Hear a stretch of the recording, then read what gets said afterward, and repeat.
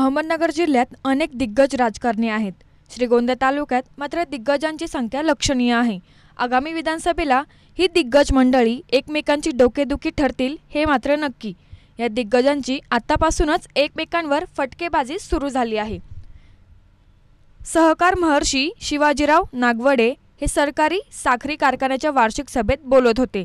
नागवडे कारखान्याची 59वी वार्षिक सर्वसाधारण सभा मंगळवारी कारखान्याचे अध्यक्ष राजेंद्र नागवडे यांच्या अध्यक्षतेखाली पूर्ण झाली आहे।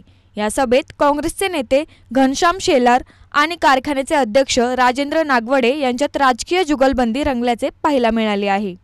या वार्षिक सभेत काँग्रेसचे नेते घनश्याम शेलार यांनी नागवडेंच्या कारभारावर टीका केली होती। कारखान्याचे अध्यक्ष राजेंद्र नागवडे यांनीही आपल्या खास शैलीत त्यांना उत्तर दिलं। परंतु या सभेकडे आमदार बबनराव पाचपुते, माजी आमदार राहुल जगताप यांनी सभेकडे पाठ फिरवली। या निमित्ताने नागवडे विरोधकांनी घनश्याम शेलार यांच्या खांद्यावर बंदूक ठेवल्याचे दिसून आले आहे।